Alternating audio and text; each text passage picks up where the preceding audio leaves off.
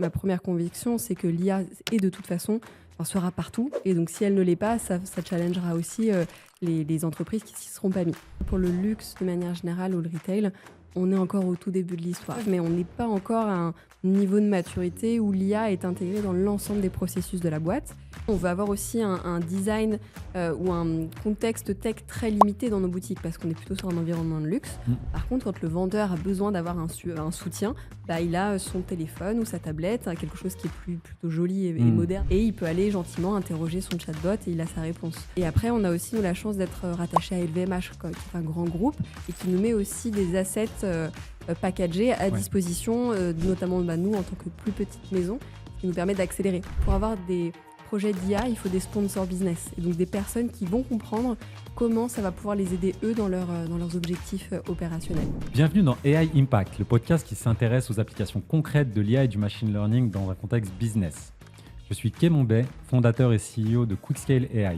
Après plus de 12 ans à déployer des solutions IA dans différents secteurs et à faire grandir des équipes, j'ai décidé de créer AI Impact. Ici, je vous emmène au cœur des projets déployés en production avec celles et ceux qui les construisent, pour que vous puissiez vous aussi tirer parti de leur expérience, que vous soyez simplement intéressé par ces sujets qui montent, que vous soyez un décideur, que vous soyez vous-même à l'œuvre et expert sur le sujet. On décortique dans chacun des épisodes la valeur créée, mais aussi les défis, les galères, les choix techniques, organisationnels, humains qui font la réussite de ces projets. Alors installez-vous confortablement et place à l'épisode du jour. Bonjour Juliette et bienvenue dans le podcast. Ça me fait très plaisir de te voir. Pour la petite histoire, on se connaît un petit peu, donc on racontera ça au cours de l'épisode. Donc Juliette, toi, tu es responsable data et IA pour la maison Chaumet, donc qui est rattachée au groupe LVMH. Et tu vas nous parler un peu de ta prise de poste, de tes attributions, de tes projets. Donc merci encore. Comment tu vas ? Écoute, ça va très bien. Je suis très contente d'être là. Alors, la question un peu traditionnelle sur le podcast, question brise-glace, qu'est-ce que toi, tu aurais aimé faire quand tu étais petite ? Grande question. Moi, j'aurais bien aimé être vétérinaire à l'époque, pour tout te dire. Et en fait, j'avais fait un stage de 3e chez un vétérinaire et j'ai vite compris que c'était surtout des opérations. Le fameux stage de 2 semaines, là. Exactement. Et c'était 3 jours et donc beaucoup de castration, autre chose comme ça. Et je me suis dit, en fait, c'est pas très fun comme métier, en tout cas pas pour moi. Mais vétérinaire, à la base. Ok. Alors, cette prise de poste chez Chaumet, donc responsable data IA. Ouais. Donc, déjà, bravo, c'est un beau poste. Est-ce que tu peux nous expliquer peut-être rapidement ton parcours pour qu'on comprenne un petit peu comment tu en es arrivé là et puis après, on parlera un petit peu des sujets actuels chez toi. Oui, carrément. Non, mais écoute, donc pour le parcours, donc moi j'ai fait, avant de prendre ce poste il y a 1 an chez Chaumet, j'ai fait 10 ans en banque et en assurance, donc rien à voir avec le monde du luxe ou du retail, mais 10 ans dans différents métiers autour de la data, donc en data gouv ou en data stratégie.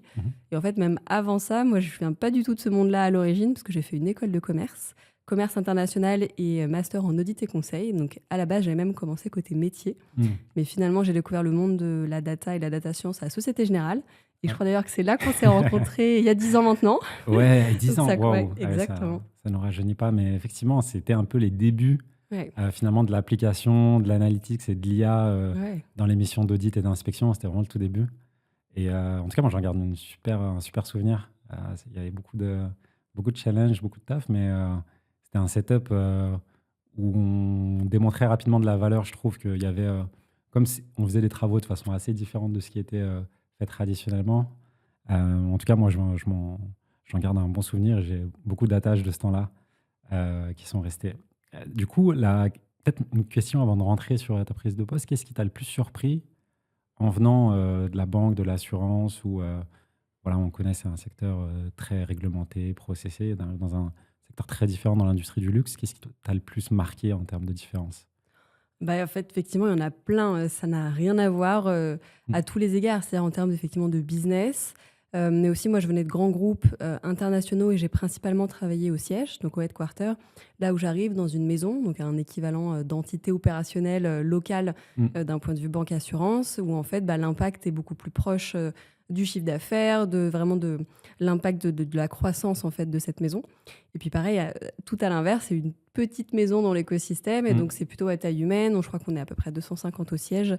de la maison, là où, voilà, pour avoir connu la Société Générale, je crois qu'on devait être 30 000 dans les tours à la Défense. Donc, voilà, c'est vraiment, même en industrie, en termes de taille de boîte, pas du tout la même chose, mais en même temps, j'adore aussi. Là, il y a un côté beaucoup plus concret aussi du job, de voilà, littéralement, comment tu pousses ou tu as un impact sur la croissance de ta boîte. Comment tu apportes de l'impact et de l'impact rapidement. Du coup, tu as vu assez vite que, en termes d'initiative, il y avait un pilotage, que ce soit sur le ROI ou les timelines qui étaient plus. Ma question, c'est plus, est-ce que finalement, toi, quand tu compares avec ce que tu as connu à la Société Générale ou en assurance, les projets étaient plus compliqués à lancer ou est-ce qu'au contraire, les initiatives allaient plus vite mais pouvaient être killées aussi plus rapidement? C'est intéressant d'avoir ton avis là-dessus.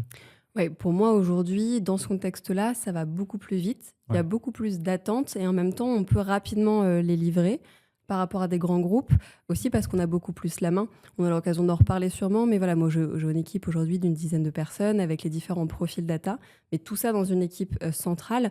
Et donc, on est assez agile dans la capacité à pouvoir répondre à des besoins business.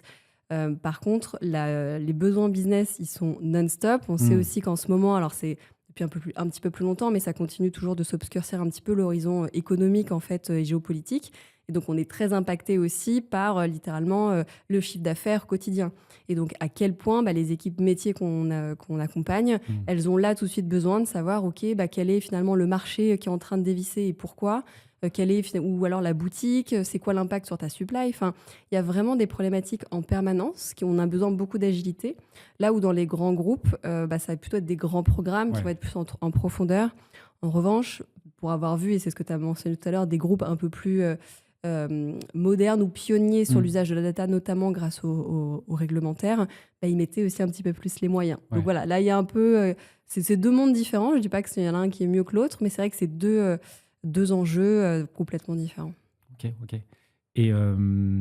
Et donc, il faut à la fois pouvoir, tu as une roadmap, mais en même temps pouvoir s'ajuster en fonction, ce que tu dis, des urgences de la situation pour pouvoir répondre d'un point de vue data, comment on peut expliquer tel ou tel phénomène et quels insights on peut apporter au business. Oui, alors je crois quand même que c'est un peu cross-industrie, le même schéma. Je pense que tu dois le voir aussi, toi, sur des boîtes que tu accompagnes. C'est sûr que de toute façon, aujourd'hui, on a beau faire des plans à 1 an, 2, 3 ans. Dans les faits, sur les activités data, on s'engage à peu près sur 3 mois. Et rien que ça aussi, ça peut éventuellement changer parce que là encore, d'un coup, on a besoin d'insights spécifiques sur un sujet et il faut être capable d'avoir cette agilité-là, ce qui est aussi sympa. Mais c'est vrai que ça demande aussi aux équipes de savoir garder les pieds sur terre et en même temps changer de sujet si finalement ce dont on a besoin tout de suite, grâce à la data, c'est peut-être autre chose que ce qu'on s'était dit il y a un mois. Ça arrive en fait et c'est pas grave, c'est presque même normal en fait aujourd'hui. C'est ça qui est intéressant aussi, je trouve. Enfin, moi, je rejoins complètement ce que tu dis là, c'est qu'on voit qu'il y a... Le contexte est tellement mouvant avec beaucoup d'incertitudes. En fait, ça n'a pas de sens de se projeter sur des roadmaps qui sont très longues. Et c'est cette capacité de l'équipe Data IA en fait, à démontrer qu'elle peut apporter des choses avec un niveau de granularité, de finesse et de précision d'analyse que les métiers n'auraient pas sans cette équipe-là et de le faire de façon agile, sans dire non, moi je suis sur mon sujet, on doit livrer dans 3 mois, donc en fait je ne peux pas t'aider, etc.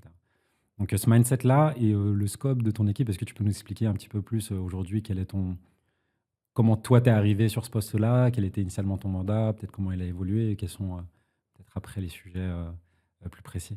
Oui, carrément. Donc, moi, je suis arrivée il y a 1 an sur ce poste-là. Alors, j'ai repris le management d'une équipe qui existait déjà. Donc, ça, c'était aussi cette chance, en tout cas la spécificité. On a aujourd'hui dans l'équipe 3 grands profils ou types d'expertise. On va retrouver toute la partie data engineering, donc sur tout ce qui est récupération des données des systèmes sources dans notre data plateforme centrale. On a toutes les équipes d'analytics engineers qui, eux, vont pouvoir travailler sur les corps modèles d'analytics et aussi accompagner sur des sujets d'insight pour les différents métiers.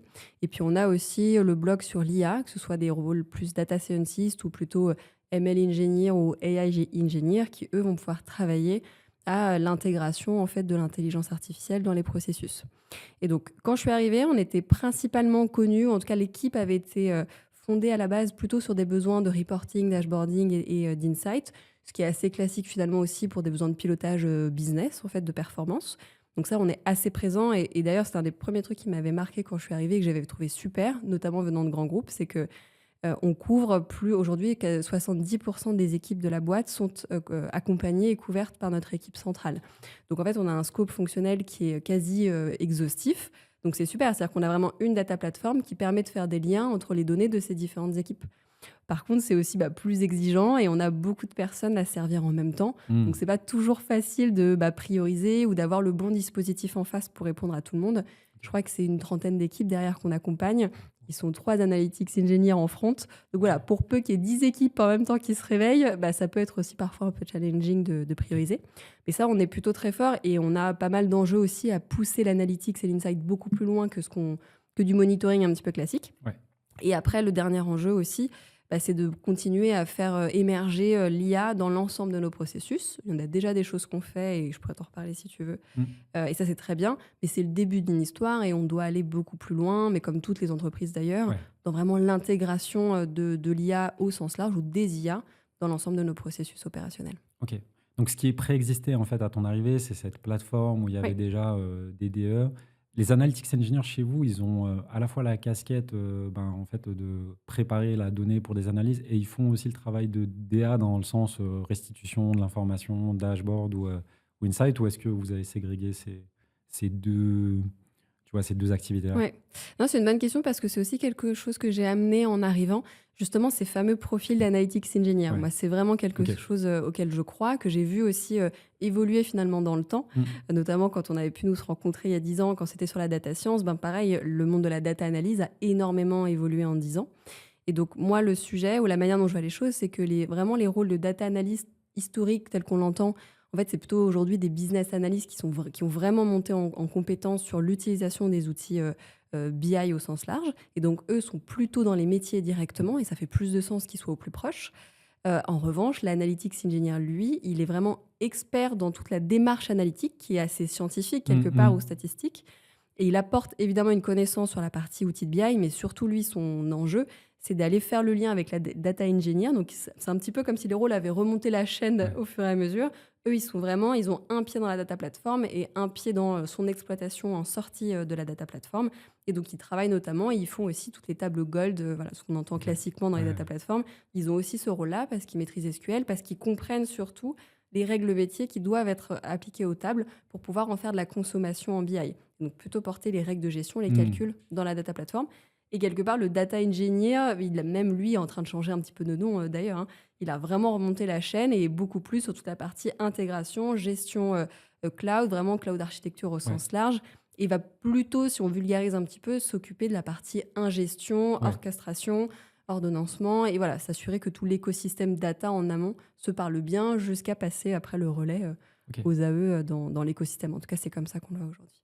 Hyper clair, hyper clair. Et ça rejoint, comme tu dis, la dynamique avec les migrations vers les modernes data stack, Oui, tout à fait. peu importe comment on les appelle, mais cette idée que en fait, un analyste doit avoir la main sur la donnée, la possibilité de la modéliser, de la versionner comme du code et de la documenter et exposer ça dans les analyses et être capable de parler aussi côté business et d'avoir cette, je pense, cette appétence à la fois.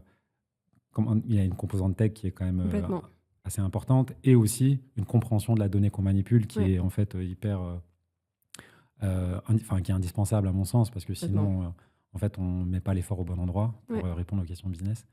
Donc ça a été un de tes premiers combats. Est-ce que le périmètre IA était initialement dans le mandat? Comment tu disais que la répartition de l'effort était plutôt sur la partie DE avec une centralisation de beaucoup de données. Comment tu as fait bouger les lignes sur la partie exploitation, y compris avec des opportunités du cas d'usage IA? C'est une très bonne question parce que c'est vrai qu'en fait, quand je suis arrivée, donc j'ai repris le management de cette équipe, mais elle s'appelait historiquement Data et BI, puisque très orientée sur ce scope-là. Et en fait, en arrivant ou en discutant avant d'arriver surtout sur finalement quelle était la réalité des missions que portait l'équipe au-delà de son titre, j'avais déjà compris qu'il y avait des algorithmes d'IA qui venaient d'être mis en production, qui fonctionnaient bien. Donc on fait du targeting client, de la recommandation de produits, du forecast. Et en discussion avec mon responsable à l'époque, je lui ai dit, mais écoute, en fait, on en fait déjà de l'IA un petit peu, alors on a envie d'aller beaucoup plus loin et j'ai absolument envie de porter ça aussi. Autant renommer aussi le nom de l'équipe, Data and AI, pour que ce soit beaucoup plus autoporteur ou clair en fait pour les équipes métiers, que quand elles ont des sujets AI, elles peuvent venir nous voir. Et ça a beaucoup marché parce que alors, je suis quand même arrivée septembre 2023, donc l'IA générative était déjà quand même bien intégrée sur la sphère publique, tout le monde en parlait. Et pour autant, d'ici à ce que ça soit vraiment compris ou intégré au sein des entreprises, notamment des entreprises qui à la base ne sont pas tech par essence, nous, notre produit final est un produit de haute joaillerie, donc on n'est pas du tout sur ces populations-là.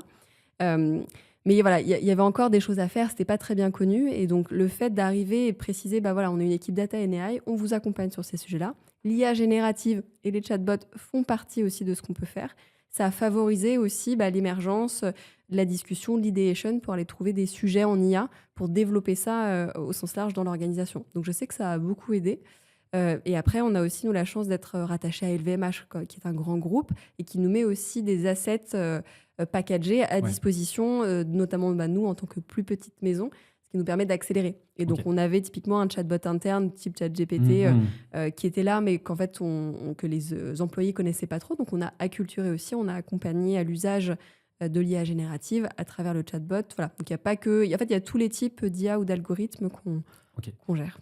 Et ce qui est alors, j'aimerais revenir sur ce move-là, parce que c'est vrai qu'on passe un peu dessus, mais c'est hyper important aussi, je pense, pour l'audience, en préparant un peu l'épisode, on en avait parlé, de ne pas hésiter, en fait, dans le cadre d'une prise de poste, de faire un rapport d'étonnement et de donner les bonnes idées et de les avancer comme des convictions, parce que comme tu le dis, derrière, ça a débouché sur des projets d'ampleur où maintenant vous êtes identifié clairement comme le point de contact sur les sujets IA. Donc là, c'est un super conseil. Et deuxième point, comment toi, tu as pu lancer cette dynamique IA, que ce soit sur l'identification des opportunités en termes d'usage et même pour avoir le buy-in, le sponsorship du top management pour vous accompagner là-dedans et faire vivre et faire émerger les projets? C'est une bonne question parce qu'en plus, ça n'a pas forcément été si facile que ça au début, mais je suis vraiment arrivée en tout cas avec cette conviction, aussi venant de banque assurance, donc je l'avais déjà vu, je savais ce qu'on pouvait faire et le potentiel qu'était l'IA, ou même la data science quand on l'a vu ensemble à l'époque. Et donc la première chose, ce titre-là déjà de poste, ça m'a permis aussi quand je suis arrivée, tu as forcément toute une phase qu'on appelle d'induction, donc j'ai aussi pris le temps de rencontrer le plus de monde possible, que ce soit en interne ou vis-à-vis du groupe aussi, pour aussi tout de suite cerner quels étaient les leviers qu'on pouvait réutiliser en local, à la maille de la maison pour accélérer.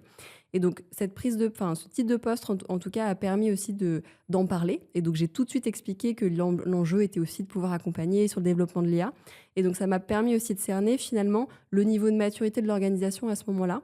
Ceux qui savaient ce que c'était, ceux qui ne savaient pas trop, ceux qui étaient curieux, ceux qui en avaient peur. Et donc, j'ai pu aussi expliquer ce que je voulais faire, comprendre un peu leur métier, cerner là où on pensait qu'il y aurait des enjeux.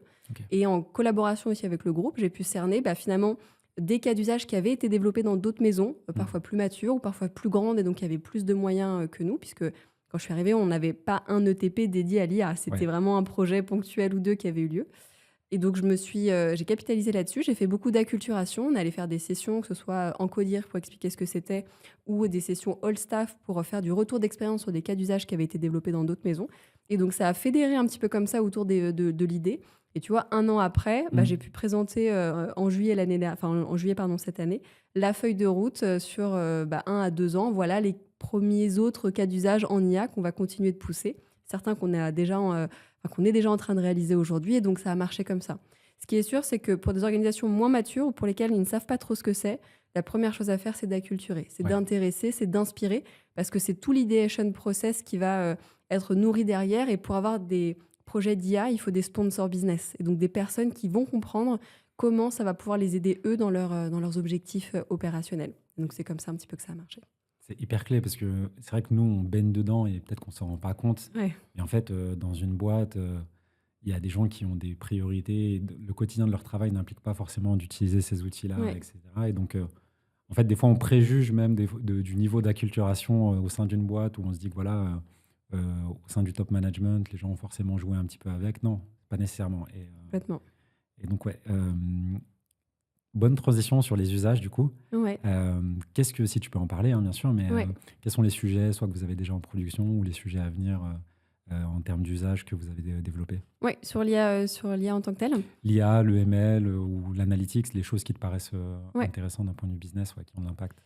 Alors, sans trahir de grands secrets, mais sur l'IA en tant que telle, donc aujourd'hui, on a 3 grands algorithmes en production qui tournent aujourd'hui. Donc, on fait du targeting client.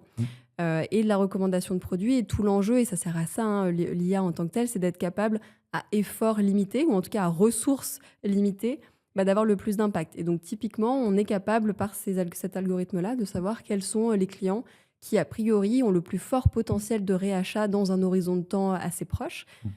Et donc, avec des recommandations sur les types de produits qu'ils seraient a priori susceptibles d'acheter par rapport à notre base historique. Et donc, ça nous permet ensuite d'activer des actions de clienteling spécifiques. Donc, vraiment aussi, voilà, dans la masse, quelque part, de clients qu'on a, détecter ça change tout parce qu'en fait, voilà, les équipes CRM, elles ont plein de choses à faire et donc, ça permet vraiment de les empowerer, de leur donner les moyens de cibler de manière très, très tactique, finalement, ceux qui ont le plus de chances d'avoir une retombée pour nous. Et on fait aussi du forecast de vente, donc ça nous permet aussi de mieux gérer toute la partie là plutôt dite back-office, en tout cas back-opération, sur toute la chaîne logistique, la supply et la distrib. Donc ça, c'est ce qu'on fait déjà. L'assortiment des magasins, de savoir qu'est-ce qu'on pousse. C'est ça, alors, très bien, c'est une très bonne transition. Effectivement, alors ça, c'est ce qu'on avait en production. Et aujourd'hui, on a un projet en ce moment qui est en cours sur la refonte du modèle des assortiments. Donc ça, c'est effectivement la gamme de produits que tu vas trouver en magasin et en fonction des types de magasins. Et en même temps, c'est aussi un projet qui est conjoint avec la supply. Ça, c'est assez fort pour nous même d'avoir un projet multimétier plus data.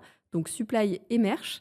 Et en fait, c'est refond du modèle des assortiments et du modèle stock. Donc là, on va aller jouer sur la profondeur. Une fois que tu sais quelle est la gamme de produits que tu vas avoir en magasin, il faut aussi calculer pour savoir quelle est la bonne profondeur de stock qu'il faut avoir pour maximiser les ventes, mais en même temps éviter de mobiliser trop d'argent, en fait, de par l'immobilisation de tes pièces de produits finis.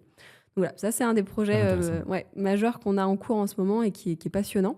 Et en quoi justement le machine learning peut nous donner des moyens plus agiles d'avoir des assortiments peut-être à des mailles de granularité plus fines que ce qu'on pouvait faire avant humainement, à la maille d'un magasin ou à la maille de certains produits, ou pareil en termes de quantité de stock, à la maille de chaque taille de produit.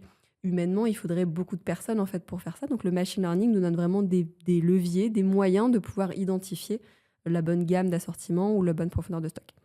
Et un autre cas d'usage qu'on a aujourd'hui, plutôt sur l'IA générative, là, c'est vraiment beaucoup plus tout le sujet de l'empowerment ou de augmented human pour nos vendeurs en magasin, pour qu'ils puissent interroger facilement toute la base documentaire des procédures en magasin. Il faut aussi se remettre toujours en perspective de la réalité dans les conditions en magasin. Quand un client est sur le point d'acheter, tu ne peux pas sortir l'ordinateur, aller regarder quelle est la procédure. Je vais regarder la procédure et puis tu perds le client entre-temps. Voilà, donc là, l'idée, c'est plutôt de se dire, mais en fait, finalement, on veut avoir aussi un design ou un contexte tech très limité dans nos boutiques parce qu'on est plutôt sur un environnement de luxe.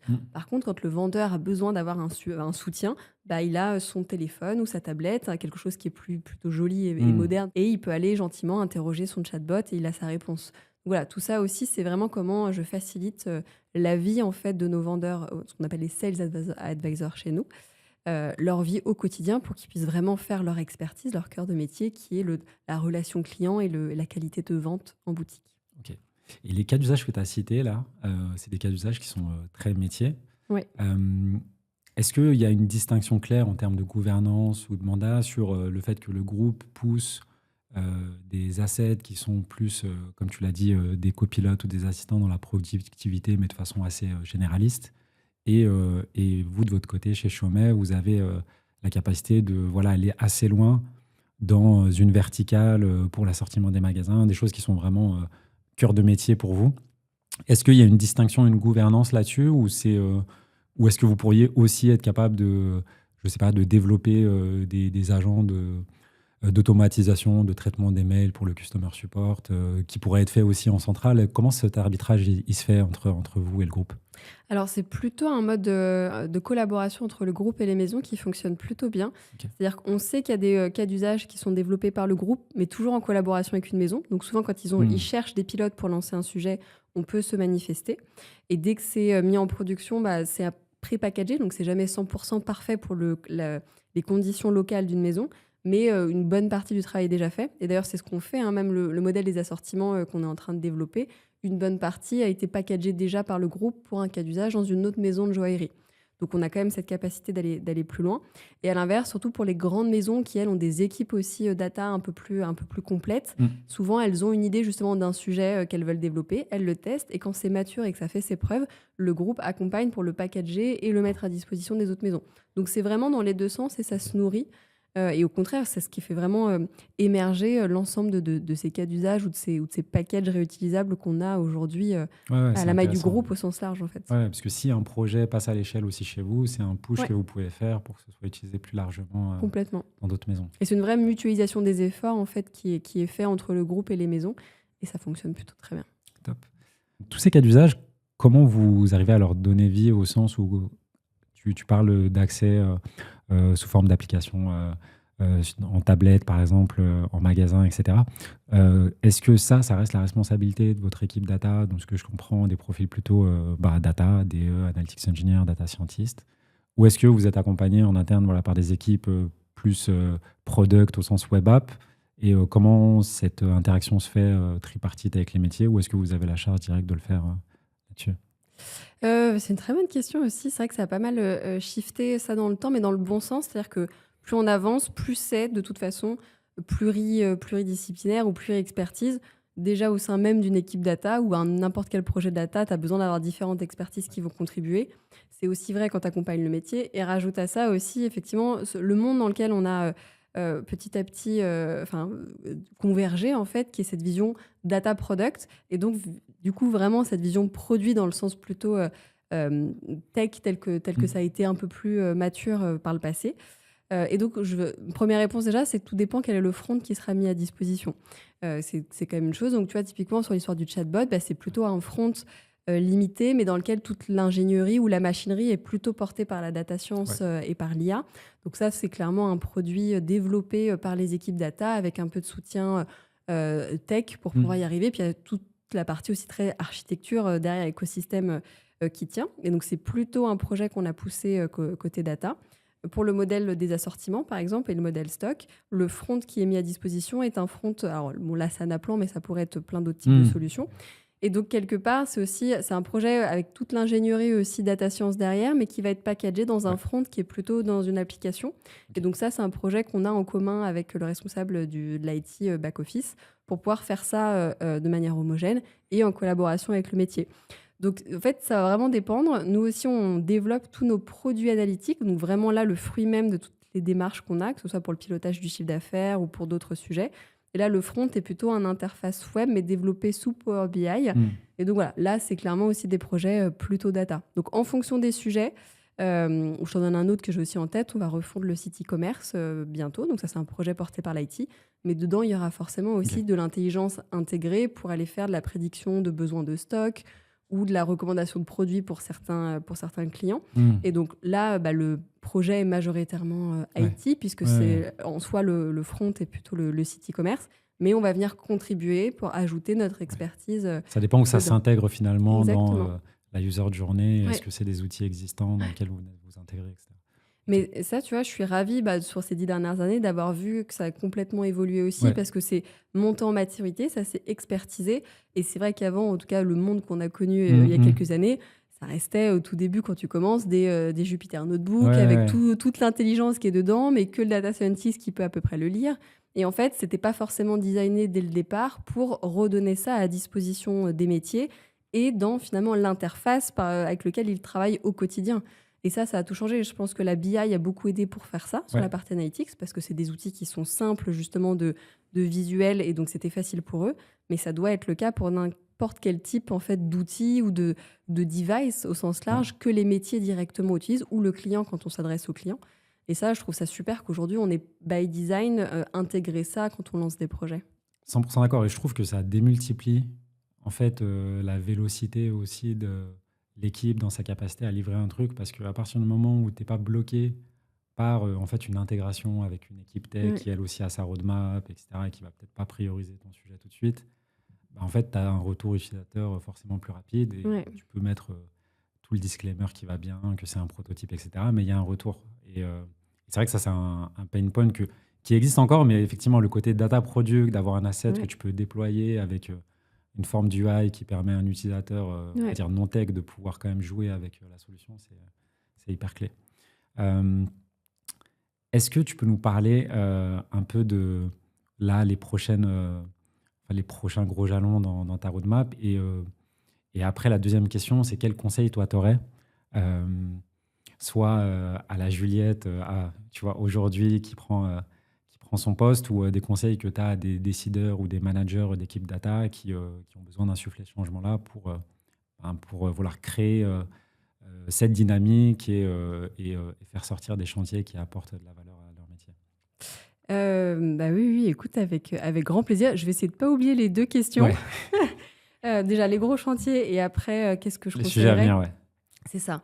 Là, en ce moment, donc on a beaucoup parlé d'IA, donc ça, c'est vraiment les sujets qu'on accompagne, qui sont au cœur de notre activité, qu'on développe. On a tout ce qui est autour de l'analytics de manière classique, mais un des derniers chantiers qu'on a qui est absolument obligatoire parce que nous permettra d'accélérer, c'est on est en pleine phase de fin de migration vers une moderne data stack Ok. qui avait été initiée un petit peu avant que j'arrive. Et ça, c'est vraiment des projets qui sont ultra structurants, ultra importants. On a un legacy, comme dans plein d'organisations, qu'il faut qu'on décommissionne au profit de cette moderne data stack.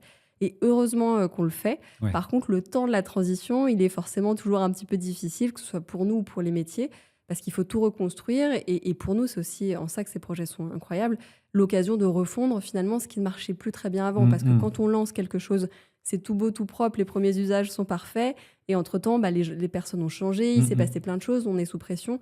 Et donc, on a tendance, avec le temps, à tordre les outils par rapport à ce pourquoi ils sont faits au démarrage.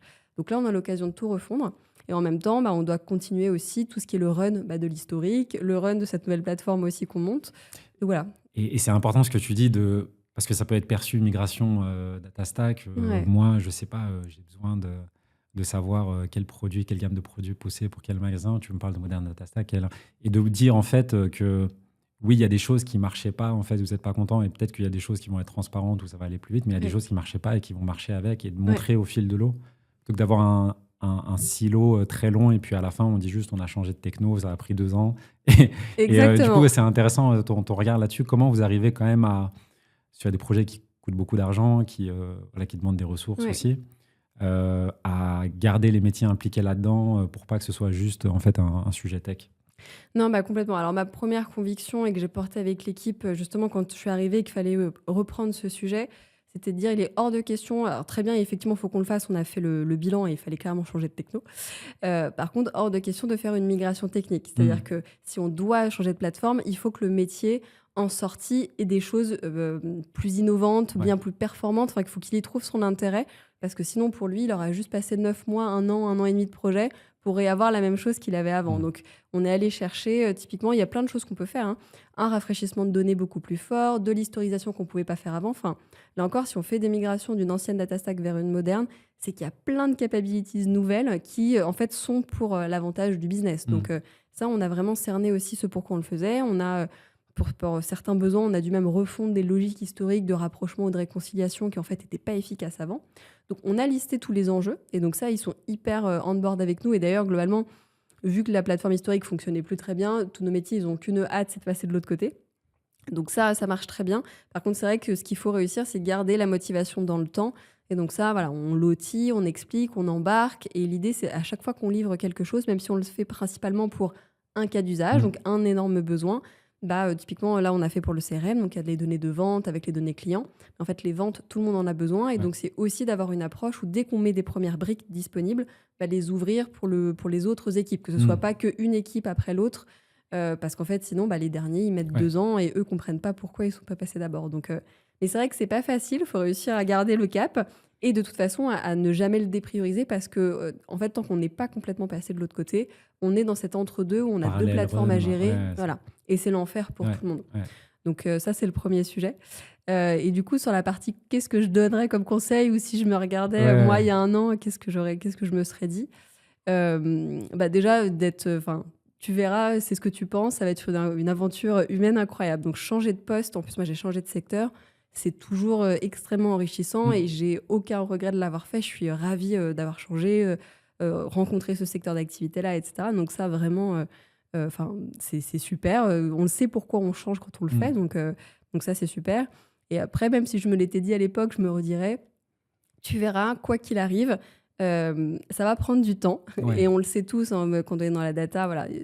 Mais voilà, oublie pas, garde le cap, continue de lotir pour au moins avancer, mais surtout quelque part ne jamais désespérer parce qu'on y arrive. Et je pense que c'est ça qui est le plus stimulant et frustrant quand on vient. On sait qu'on a envie de changer plein de choses et le temps d'y arriver Ouais. petit à petit, bah forcément, ça se fait pas du jour au lendemain parce qu'il y a l'organisation. Mm. Donc pour moi, c'est rappelle-toi pourquoi tu le fais, oublie pas tes convictions et pousse ce en quoi tu crois, malgré le fait que parfois, bah, ça peut donner le sentiment Ouais. que c'est un peu long. On sait pourquoi on le fait et une fois que c'est livré, dans les faits, tout le monde est content. Donc voilà, Ouais, ouais. ce serait ça un des conseils. Donc avoir une vision et puis garder le Ouais. cap, garder les Garder le gens cap, motivés. ouais. Ouais.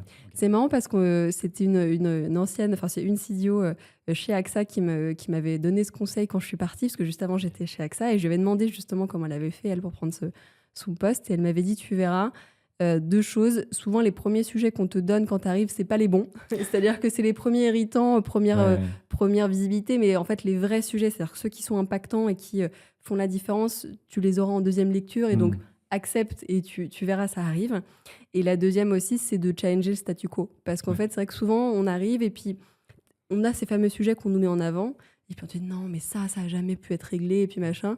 Et en fait, souvent, et c'est ce qu'on a fait avec l'équipe, il a suffi simplement de se remettre dans le sujet pour en fait le débloquer. Parce qu'il y a un peu ces messages, tu sais, qui se propagent, ou ah oui, non, mais on n'a jamais réussi à régler ça. Et donc ça se transmet, mais plus personne sait pourquoi, ou plus personne n'a vraiment réanalysé le sujet. Et en fait, si on a vraiment un irritant, mais il faut aller le regarder jusqu'au bout. Et souvent, on trouve des solutions. En fait, c'est pas si terrible. C'est un très bon point. Et je crois que c'est dans un précédent épisode, on se disait que parfois on parle beaucoup de solutions, de cas d'usage, etc. Ouais. Mais les problèmes Ouais, sont les irritants. assez peu finalement documentés, détaillés. C'est-à-dire on sait que ça existe et on parle très vite de solutions pour les régler. Mais en fait, si on passe suffisamment de temps pour les détailler et aller assez loin pour aller à la source du problème, Ouais. ben, en général, on trouve la bonne solution. Ouais. Et du coup, on se pose les bonnes questions aussi. Donc, c'est super, super conseil que tu donnes là.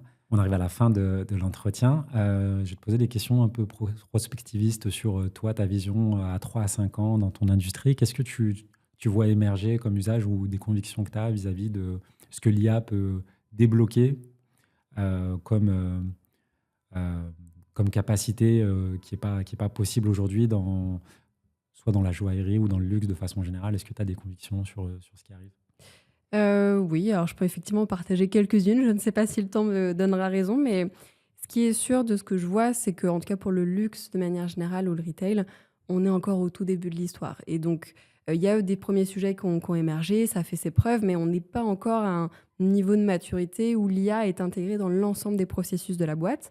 Ce qui est super, c'est-à-dire qu'il y a un énorme terrain de jeu et des vrais gains d'efficacité à aller chercher ou vraiment aider nos collaborateurs dans ce qu'ils ont à faire pour le faire de la manière la plus efficace. Donc, ma première conviction, c'est que l'IA est de toute façon, sera partout. Et donc, si elle ne l'est pas, ça challengera aussi les entreprises qui s'y seront pas mis. Donc, ça, on le sait. Et donc, il faut réussir à l'accompagner et à le faire petit à petit. Et après, en termes d'usage, je sais qu'il y a beaucoup de choses autour de l'expérience seamless. On parle beaucoup d'omnicanalité. Et en fait, justement, c'est de changer le prisme. C'est pas que la vision d'un produit ou d'un magasin. C'est en fait le client aujourd'hui, ton client. Il peut acheter en ligne, il peut acheter en magasin, mais il peut acheter en magasin dans son magasin habituel, mais il peut aussi en vacances aller acheter un de tes produits dans un autre pays. Et comment, quelque part, peu importe l'endroit où il a acheté, et derrière, finalement, les choix technologiques qui ont été faits, ou les outils qui sont derrière, ou la data, où est-ce qu'elle est renseignée. En fait, lui, quand il veut accéder à l'information sur ce qu'il a acheté, ce qu'il a commandé ou autre, il faut que ce soit seamless. Et donc, peu importe d'où est-ce qu'il vient, ou ça peut être aussi les achats sur les plateformes, sur les réseaux sociaux, etc. Et ça paraît si facile quand on le dit. Dans les faits, et c'est le cas pour la plupart des entreprises, c'est pas si évident à mettre en place parce qu'il faut que les outils se parlent, il faut que les données se parlent, il faut qu'on arrive à reconstruire finalement cette vision 360 du client. Et je suis convaincue que l'IA va pouvoir aider à faire ça. Et en fait, derrière, ça te débloque aussi vachement d'usage. L'enjeu étant de se dire, peu importe ce que le client veut au moment où il l'a en tête, ou alors on lui pousse en inception que c'est ça qu'il a envie maintenant, il faut qu'on ait le bon stock disponible au bon endroit. Et s'il n'est pas là où il est, il faut qu'on puisse lui envoyer assez rapidement. Donc, c'est aussi la notion de seamless dans l'omnicanalité sur tous les canaux. Et pas que la vision client, en fait, aussi le stock, les produits, etc. Et tout ce monde-là interconnecté, j'espère que ce sera le cas d'ici 3 à 5 ans. Ouais. Non, mais c'est vrai que c'est un peu le Graal de se dire la connaissance client, pas uniquement par le prisme de, effectivement, qu'est-ce qu'il a acheté chez moi, mais quels sont ses goûts, ses habitudes, ses motivations, là où il en est dans sa vie, etc. Et effectivement, matcher avec toute la connaissance que tu as en interne Et toi, du coup, Clément, comment tu vois aussi l'évolution du job de data scientist d'ici 3 à 5 ans? Parce que c'est vrai que quand on voit comment on s'est connu à l'époque, ça a déjà bien évolué. Ouais, ouais, ouais. Ça a vraiment bougé. Vraiment, on s'est connus il y a 10 ans. Et c'est vrai qu'il y a beaucoup de data scientists que je connais qui ont cette réflexion de dire ben, je vois mon métier qui a changé. En particulier pour des DS qui bossaient sur des problématiques de données non structurées, sur de l'image, du texte, où traditionnellement, il y avait quand même cette approche de je pose un cadre d'expérimentation, j'ai des données d'entraînement, j'entraîne un modèle, j'ai un ensemble de validations et je valide que j'ai une certaine performance là-dessus. Et aujourd'hui, ça peut aller tellement vite pour produire. Par exemple, j'ai une image et je cherche à décrire ce qu'il y a dans une image. Ben, je peux donner ça à un modèle et puis je vais avoir un output. Et donc ça ne nécessite pas nécessairement des compétences data scientist pour le faire aujourd'hui. Donc je trouve ça, d'une part, je trouve ça très bien parce qu'en fait, aujourd'hui, l'IA, ça a été complètement démocratisé et c'est moins. Avant, data scientists, on était vus un peu comme un peu des sorciers, un peu des fous furieux qui font des trucs bizarres dans leur coin. Et moi, je trouve ça très bien que du coup, qu'aujourd'hui, ces modèles-là, bah, en fait, tout le monde les utilise. Mais à mon sens, là où un data scientist est toujours nécessaire, à voir comment ça va se passer à horizon 3-5 ans, c'est quand on veut développer un système autour de ces modèles-là et avoir des garanties sur la qualité de ce qui est produit. C'est-à-dire, étant donné ces inputs-là, ces questions, ces données, à quoi je peux m'attendre en sortie et est-ce que je suis à l'aise avec cet output-là? Et quelle est la marge d'erreur qui est permise et est-ce que c'est OK pour le métier? Et pour moi, cette approche, c'est une approche qui reste une approche scientifique où le DS a toute sa place parce que c'est comme ça que les data scientists ont été câblés dès le début pour livrer des modèles. Donc je pense qu'il y a toujours de la place pour les DS pour se...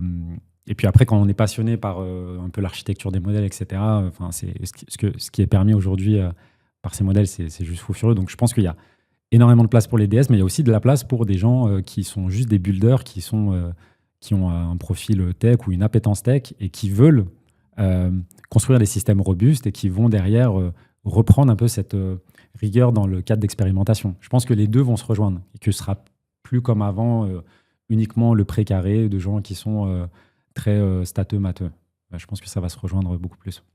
Est-ce que tu peux recommander un film ou un livre, une série que tu aurais consommé là, sur les 6 derniers mois et que tu veux recommander à l'audience? D'un point de vue data IA. Ça peut être Data Sinon, IA ou ça peut être autre chose. Il y a des séries personnelles en ce moment que je trouve très sympas, Vas-y. type Dexter, que je trouve très bizarre, mais voilà. Mais sinon, d'un point de vue pro, je sais qu'il y a eu un livre que j'ai lu il n'y a pas longtemps, que je trouvais très bien, qui s'appelle Education AI, et en fait qui ouvre pas mal de questions, parce que c'est très compliqué de savoir exactement ce que sera le monde de l'éducation d'ici quelques années, mais en fait repose aussi des bases sur finalement le monde avec l'IA générative, donne l'impression que la connaissance est un bout de prompt. Je dis donne l'impression parce que ce mot connaissance, en fait, c'est le contenu qui est disponible aujourd'hui sur Internet au sens large. Est-ce que c'est réellement de la connaissance? Bon, et puis il y a tout le problème aussi de la fausse information, mais aujourd'hui, on a l'accès finalement à l'information pour nos enfants assez rapidement. Là où avant, c'était plutôt le professeur qui avait cette connaissance seul et qui faisait son grand oral devant des enfants qui devaient apprendre par cœur, si je simplifie un petit peu. Mais en fait, le monde aujourd'hui a shifté ou shift par rapport à cet usage en fait, de l'accès à de l'information, de la connaissance, et rebat un petit peu l'ordre ou les cartes entre ce monde-là très adulte qui dit à l'enfant voilà ce que c'est ou ce que c'est pas. Donc je ne sais pas ce que sera le monde de l'éducation nationale demain ou comment ça va shifter vraiment par rapport à nos enfants. Mais c'est sûr que je suis convaincue qu'on ne peut pas rester dans ce même schéma-là où en plus après il faut aller jusqu'au master à 23 ans et un cadre en fait assez rigide qui n'est plus forcément dans les codes d'aujourd'hui. Parce que d'ailleurs, une fois qu'on a accès à cette connaissance, peu importe l'âge ou peu importe la manière de le faire, ce qui va prévaloir, et on le voit très bien dans le monde de l'entreprise, c'est l'expérience. Comment on en a fait quelque chose de différenciant versus mon voisin. Et donc, plutôt comment finalement on accompagne nos enfants dans la découverte, dans la réflexion, dans l'esprit critique, pour qu'ils sachent finalement se développer dans ce monde où on a de la vraie information et de la fausse information. Bon, voilà, mais je trouvais que le livre amenait pas mal de... Education.ai, c'est ça? Ouais, exactement, tout à fait, de Boris Valbov. C'est une grande question parce qu'effectivement, le volume de données générées synthétiques, c'est-à-dire pas des données primaires que nous on crée, mais les données générées artificiellement, va petit à petit en fait surpasser, si c'est pas déjà le cas, le volume de données primaires. Et du coup, effectivement, comment donner les clés de lecture à des enfants très jeunes qui vont forcément accéder à tout ça. Ouais. C'est un beau challenge. Merci beaucoup, Juliette. Merci pour ton temps. C'était passionnant. Et à très vite. Merci beaucoup, Clément. Merci d'avoir écouté cet épisode d'AI Impact. Si cet épisode vous a plu, n'hésitez pas à liker, mettre 5 étoiles, commenter et à partager autour de vous. Si vous avez la moindre question, vous pouvez me contacter sur LinkedIn ou nous retrouver sur le site quickscale.ai. On se retrouve très vite dans un nouvel épisode d'AI Impact. D'ici là, restez curieux, restez lucides et surtout, mettez l'IA au service de vos projets.